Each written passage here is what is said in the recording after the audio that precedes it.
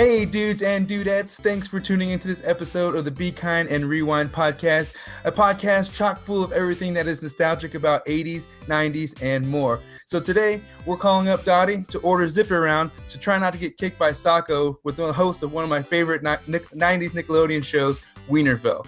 My guest for this episode, he's a writer, a producer, a comedian, a puppeteer, and a host since the late 70s while he made his way into our living rooms with SNL, Weinerville, Dora the Explorer, and more. So I want to introduce the multi-talented Marc Weiner. Welcome, Marc. Thank you, Carlos. Thank you. Yeah. Good job. It takes some repeating. You get it down and you go. So as you know, it's all about the performance. So just kind of jumping in. First of all, I want to thank you for the entertainment of Weinerville growing up and inspiring me to create my own, hand puppets back in the day in elementary school. Good old Ruxin and Scoolary. My mom has the VHS to prove it at this point in time. Really? So you were inspired by some of the puppetry? Yeah. My cousins and I always watched Weinerville, growing up in 93, 96. I was from third grade to sixth grade, so that perfect demographic at that point in time. And so for school projects, we got to do some arts and crafts, and I'd come in with my hand puppets. I try to do the little stage with the head puppets, and of course, everybody knew what I was trying to mimic except for the teacher. She's like, what is this something that you've seen before? I was like, yeah, it's something I kind of seen before. So so thank you for all that. It's good to have that inspiration. Pleasure. But yeah, so just kind of jumping into things, of course, people known you from Weinerville, and other people known you from Dora the Explorer, but other things I want to get into before all that, before you got into things like that. Like I saw that you were doing street performing in New York for a while. So what got you into just getting into performing it all around? Well, I used to work on a environmental boat called the Clearwater Sloop that sails up and down the Hudson River. And I volunteered on that boat, and I was cook at the time. And we would bring kids on the boat, and I would take their fruit and juggle it. So I would I just started entertaining the kids. And then when it became wintertime, I took a clowning and mime course up in Maine. And I moved to Boston, took the course in Maine. I went to clown college. Out there in New York, they have some clown college? Yeah, up in Maine. In Maine, okay. Little clown mime school. And there you try to get kicked out of class, and that's how you get the better grade. So the class clown it's a competition for who's the biggest class clown in the clown college. That's right. Very nice. So I did that, and I loved it. Moved back to Boston, and I went on the street, started performing, started juggling, doing comedy with a friend, and then from there I moved along to travel along this on a barge, bicentennial barge, where I traveled the state of New York, the waterway. So you're all about being on the boats. Oh, really? Big time. Really. And so we got, we were able to clown around throughout the state of New York. Then I moved to New York City, started street performing, got cold again. Those winters, yeah. The winter, started performing at the comedy clubs, improv, Catch a Rising Star, comic strip, Comedy Cellar. That's how I started and became a stand-up. Yeah, and so I saw working in New York. Were any other comedians that are still around today, or that you know of that you worked with or you performed with too? Sure, Jerry Seinfeld, Eddie Murphy, Joe Piscopo. Pretty much all those guys. All those guys, of course, leading into your work with SNL, what was the transition like, or how did that kind of come to? It's a cool story. In 1980, the cast, the original first 5-year cast with Belushi and those guys was over. So they were looking for new cast members. So they held auditions in New York City at the Improv, and I was on the audition, and I was like the 19th person, and there was one comic who didn't get a chance to get on the auditions, and I asked the owner, could you put him on before me? And she did. He got the job and was hired as a writer, John DeBellis. And then once John got in, he hired Joe Piscopo. And then once John and Joe were working together, they saw me doing my puppet Rocco, one of that hand puppet, the upside down hand puppet. Kicking people since the 70s, huh? Yeah, yeah. And so they brought me on to SNL, and then I became part of the cast. Oh, cool. So you do some writing as well? Because I know as a cast member, you do a little bit of both. You start out as writing and then you do sort of the performing, or were you like starting out performing before you did any of the writing? Well, we had to write. My writer and director and friend, Ray Abruzzo, we, wrote the routine, and then we did it on for the first week. And then the second week, they said the first week went well, and they said, come on back. So the second week, it was we had to write a rap song for the boxing puppet who was going to challenge Rocco. And so we wrote the song, but it was real white. And so Eddie Murphy, you had to get some influence from somebody else. Eddie Murphy takes the song and goes, "Oh, you guys are so white," and he rewrites the song for us, and then we recorded it and did it, and it worked out well. On the spot, you took the first version he gave you. Took right from what he did. Nice. So yeah, so with the writing and things like that, did you stay on like longer to do some more writing, or is it more just you want to stay on for performing act? No, we were on the second week, then we got on the third week, and then a writer's strike. No, the producer got fired after my third show, and so we had to wait as the new producers came in, and they hired me again, and then the week of my show to come back on, a writer's strike came in and canceled the whole season. Oh man, those early seasons of SNL did have some pretty rough times for sure. Yeah. Well, cool. So other things you're doing in New York, I saw at one point in some of your history that you performed with Robin Williams. What was it like to perform with him at both young performers at that time? I should get you the picture. Let me get you the picture of that. Cool. Oh wow, nice. Can you see without the glare? Yeah, giving you a nice little punch in the cheek, or your opposite, you're giving him the punch. Well, it was an interesting story. Funny you should ask. I used to juggle a toilet plunger, a rubber hand, and an M&M, and I figured, if I were to take the rubber hand and go nanu. Robin Williams, I don't even remember the hand thing. The good old Mork and Mindy? Yeah, he used to do something with the hand, nanu. And I figured if I were to do that, somehow I would meet Robin Williams. So I'm performing on the street in front of the Metropolitan Museum. And the second time I ever did it, I go, nanu. All of a sudden, there's like 200 people in the stairs looking down. All of a sudden he goes, nanu, and he comes running out of the audience. He just happens to be there. I'm freaking out. And then we started just performing on the streets because he was a street performer. So was it like, I know that he's like, he had been doing it for a little bit as well. So were you guys, did you know of each other, or do you know, I know you guys, people were like friends among street performers. So was it like that before too? I never met him.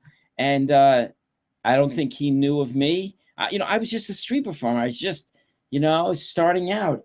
There was no Twitter. You had no Twitter to get your name out there at that point. No, not at all. Nothing. So just there we are, and then, he hung out, and then he said, I'll be back next week. Can we do this again? And I said, yeah. Yeah, of course. Yes. Sure.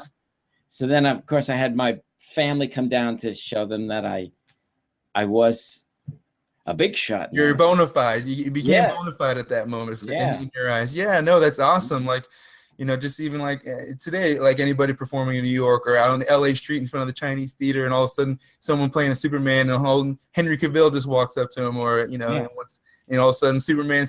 So yeah, no, that would be pretty awesome to yeah. That is pretty cool. Doing some dog stuff on the floor there, and he was a really wonderful man, Robin.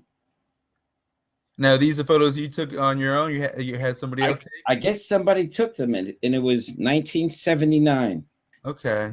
June 1979.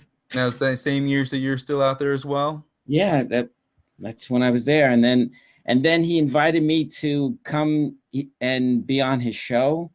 And just a nice man. What a shame of what happened, It really was. Yeah, he's one of those that when you hear about it, my heart definitely sunk. So no, when I saw you, how did you get started with me doing this? Yeah, I've always like grown up, of course, a '90s kid growing up loving movies and TV shows, and then I started watching other YouTubers started talking about certain things that I wanted to talk about, but they weren't talking to the degree that I wanted to, or talking to the people or getting the information that I wanted to. So I was like, I'll start my own thing. So I did like a movie news podcast for a little bit for about a year or so last year. And now just this year transitioning into doing the nostalgic kind of thing, or talking about people that we grew up, enjoying the entertainment like yourself. And I talked to like Kenny from Don't Tell Mom the Babysitter's Dead. I had Phil Moore from Nick Arcade. Great guy, right? Yeah, of course. Everybody. It's amazing. Like, growing up, watching you guys, being entertained, and then meeting you, of course,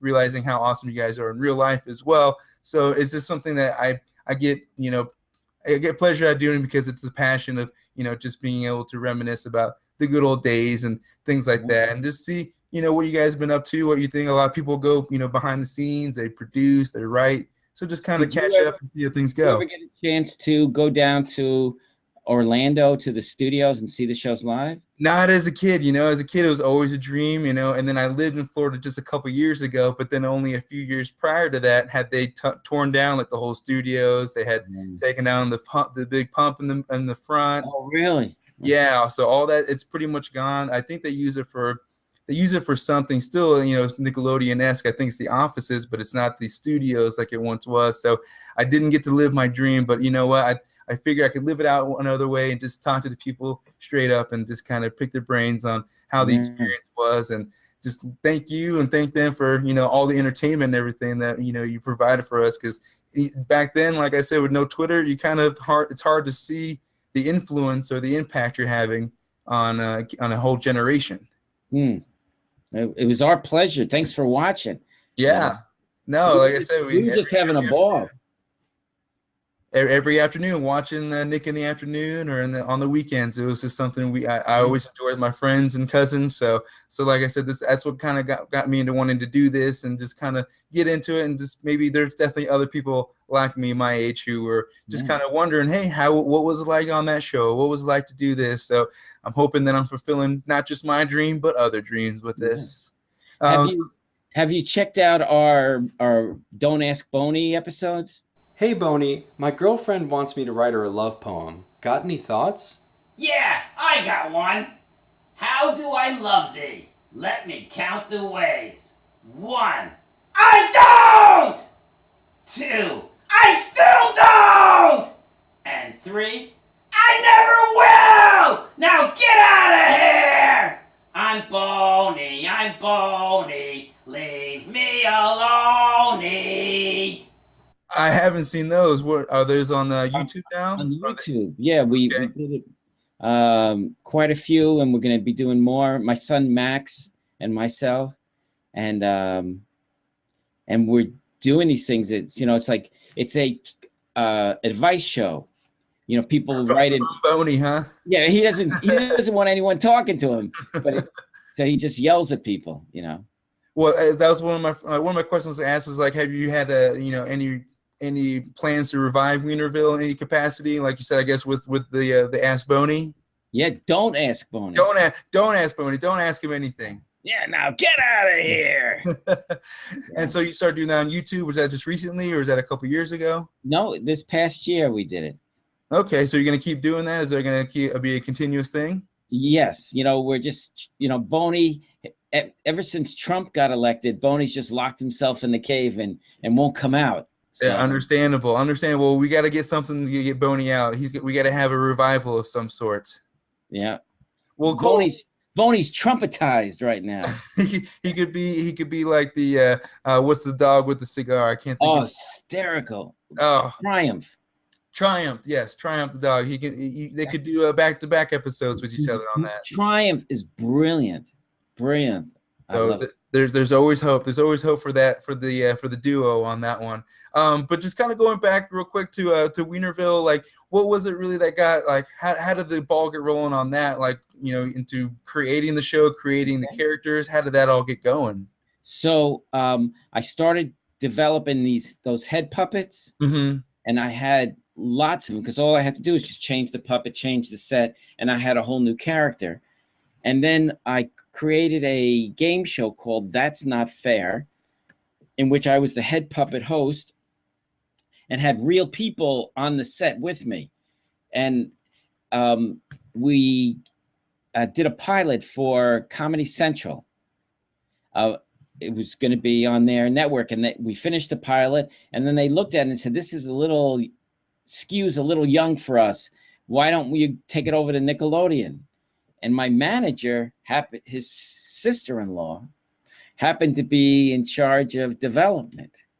Well, that just works out very nice. So you do me a favor. Just slide this under your here's under your door here. I bring my little nephew a little gift. So they were looking for this type of show, and we were blessed to have a chance to do Weinerville.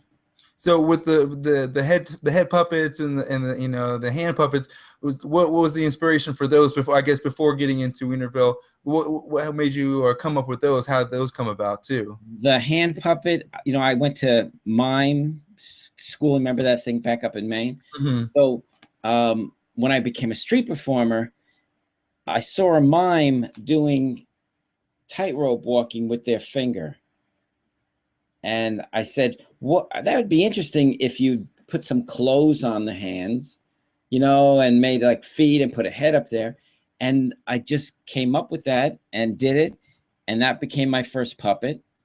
And that type of puppet. Was Sacco the first puppet? Or no, I forget the first puppet, it wasn't Sacco. It was actually, I don't remember the name. I don't even think it has a name, but the Rocco came up in around 1979, and then Rocco went on to Saturday Night Live, and then so then I didn't want to put Rocco on Nickelodeon, so I had his nephew Sacco. And so go from one punching to kicking, huh? They both kicked. Okay. And so Sacco came on to Weinerville. So he made the transition then. So what was and with Dottie and Zip, all those are just like they were made up for the show? No, Dottie was a character that I had on a previous show. And then she, I just brought her on to Weinerville, and she became the mayor. Dottie, very pushy. good old Dottie. Every intro, you couldn't get enough of Dottie ordering Zip around for sure. So like I said, I just wanted to see how like the creation of the show came about. Is this something transitioning from like street performer to the comedian to like your own puppeteer, and then all of a sudden you got your own show. And then I guess you want to see the original Zip? Oh, please, let's see it. I want to get him. We even got Pops and Louie here. Hey, Carlos, how are you? What's going on, Zip? Why don't you give me some coffee, Zip? Hey, okay. Here you go. Ah! Okay. And then here's Pups. Hello, I'm Pups. Hello, I'm Pups. Pups. So did you create create the characters on not only create the characters but the puppets as well, or they had the prop department do that? You gave them your specs? I made these puppets. I created the character and made the puppets, And then Louis. Oh, good old Louis. Louis, he's so old. All three originals, huh? Those are the original guys.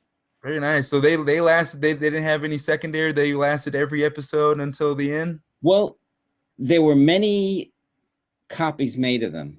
Mm-hmm. Because, we would have them do different things, and only one puppet disintegrated, and because I had the box, and I don't know, it was made out of a different type of foam, and it just like one day it just went. Ooh, just the material just went gone.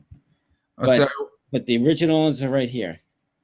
what about any like the sets or anything? Did you take anything away from there, like any part of the sets, like Dottie's room, or anything like that? I had, after the show, about 4 years after the show, they were clearing out Florida, and they asked me if I wanted everything. So they sent up 2 tractor trailer trucks. Oh wow! And I had a huge studio up in New York at the time, and brought everything in and reset it all up. And we used to give tours for kids, and we shot some stuff out of there. Mm-hmm. But then I had to get rid of everything. Well, it's nostalgia at this point. It's an emotional nostalgia. You can always think about it and go back. But no, that's cool. I wanted to see if it was something you had taken any memorabilia for yourself at that point. Oh, yeah, I got stuff. I got some things still. I see. What was that? What's the? Is that an award behind you? The Nickelodeon. Oh, award? You remember this? Yes. The golden hot dog. Hot dog. Yes. What year was that one? Did you get it? Well, this one I made out for my father. So very nice. Yeah. You well deserved. Well deserved. So working for Nickelodeon, then I know you then and even now, what were some of the perks you enjoyed working for them? Nickelodeon, Universal, especially at the studios and the theme park back then. Well, the biggest perk is every year the holiday gift. Yeah, what were they shelling out? Anything that $50 can buy. If it were today, it'd be a $50 like a gift card to Applebee's or something. Well, no, if they always would send you something, but you knew it cost about $50. It was in that range. Like it's always in that range. Walmart, you see it in that range of price. Like this year was the Echo. Oh right? yeah. So $50. Another year it was one of these video cameras, but then you go online, you see it's $50. So so it's borderline like kids giving like the parents like the Mother's Day, Father's Day gift, but it's like just a little bit better. Yeah, in that range. But hey, I love getting it. It's great. And what about theme parks? You go to take your family and friends to theme parks and things like that? So imagine my kids, I have a 25-year-old son. How old are you? 32. So just, and that's still in that window. Yep. And I have a 28-year-old daughter and or 26-year-old son. So we were working at the studio and they would get to come on right on in. And that was their playground. Lucky dogs. Yeah. So it was really nice. Well, cool. Well, what about anything else about the show in regards to like working with the crew or like working with other hosts from Nickelodeon? How was that? Great. Mark Summers. Did you get Mark Summers to interview him? He's on the list, so he'll be flagged down one of these days. Yeah, great guy, and he was great to work with. And then remember the show Clarissa Explains It All? Oh yeah, nah. She Definitely. Melissa Joan Hart was great, and the producer from that show went on to produce Dora.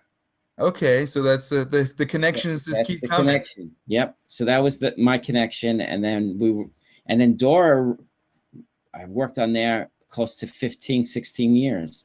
Yeah, let's say I want to move on the other stuff you worked on, especially Dora. You've got multiple characters doing voiceover acting. Like, how was that? Like, and, working as the character actor that you've been, especially with the puppets and the street performer, I'm sure it probably was, not too much of a challenge to come up with different characters for Dora the Explorer. So how was that transition getting into voiceover acting? That was great.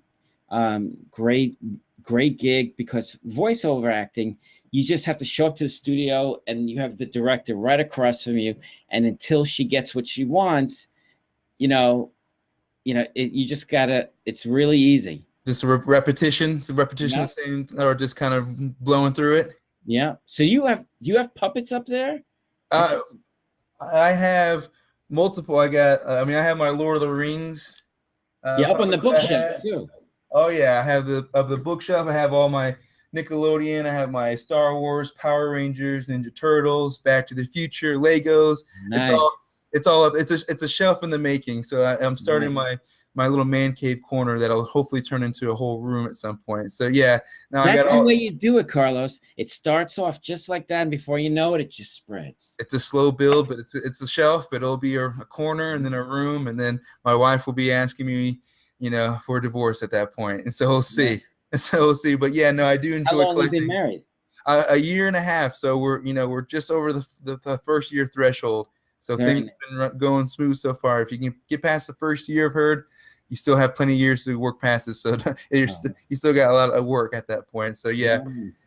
But yeah, no, I a lot of the stuff I get from Comic-Cons was something I want to ask you too. Do you go to a lot of the conventions, retro ones or the Comic-Cons to talk about anything, or just to enjoy yourself? Nope, never did those. Yeah? No ambition, no nothing, no interest in going? Not yet. Maybe someday. Yeah, no, I'm sure when you do show up, people will be clamoring because, the nostalgia, it's hard. It's hitting hard these days. People are wanting to talk about all the good stuff, all the cool entertainment we got to enjoy growing up. So especially people from Nickelodeon. So if you do decide, be prepared. You're going to be mobbed like the Beatles back in the day. All right. So be prepared. I'm sure your kids will let you know as well.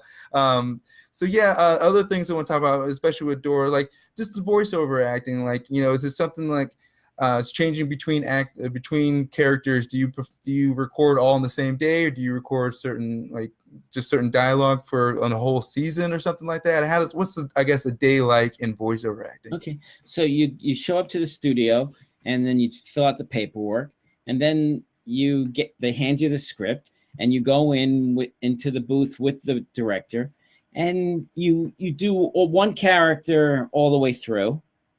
Then you do the next character all the way through. So it's really one character at a time. Okay, all right. And then you can take maybe up to, for an episode, is it just in one day you can get it knocked out, or is it like take a couple of days to do an episode? Well, like Swiper, basically all he said was, "Oh, man." So you're like Vin Diesel. You said like I am Groot, just like in a different language or something like that 1,000 times. Right. It's just, you just do that, and then the map, and there's only so much you can do in a day. You could, 2 hours, 3 hours before your voice goes. Mm-hmm. So you're limited. Yeah. So I just wanted to see if it was something that took, it was an all day thing. If it was, just grinding it out. But like you said, you have a limited time. You show up in the sweat. Is it the sweatpants, or do you still, act professional? Get the pants. Yeah. Whatever you want to wear. Whatever. Well, that's good. Voiceover acting sounds like the career maybe I need to transition into. It's a great gig for anybody who can get it.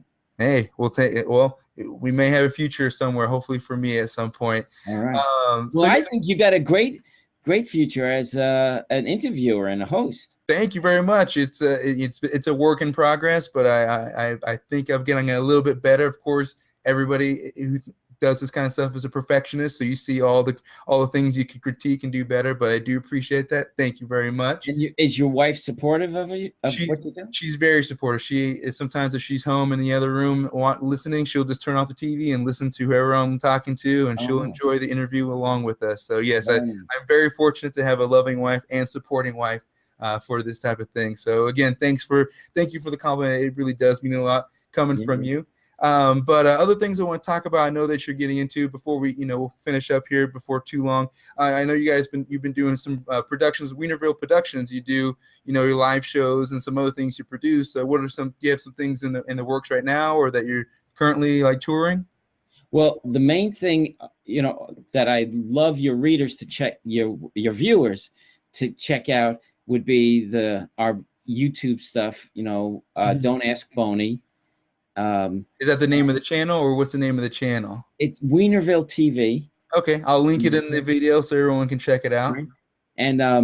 And check out my son Max's music, Mind of Max. Mind of Max, all right. Up and coming star. Is he making his way around the New York yeah, he's gonna area? Starting, and his characters are amazing. So I have a lot of hope for him. Maybe one day you'll interview him. Hey, it can happen. All right. And then I do stand-up. I do it around the country all the time. You making your way to Denver, Colorado anytime soon? Oh, is that where you are? That's where I'm at. Oh, I did Denver a lot. I don't have anything planned yet. But I'll keep an eye out. Don't worry. Great. So yeah, so what else other than the stand up and some live shows? Well, stand up and live, and then what I also do is on the other side, serious side, I train people in empathy skills. Yeah, I saw that. See the emotional literacy. Yeah.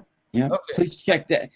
Send a link to that. It's really important, especially in today's environment. A little empathy, a little heart connection, better communications between people. Oh yeah, no, we could always use more empathy, more sympathy. People sometimes, they don't show it, but they have it. You just got to find a way to get it out of them. That's right. So how long have you been doing that? That's about 13 years. Okay, and then is that just in the Connecticut area? Are you on the online? It also helps out people other places.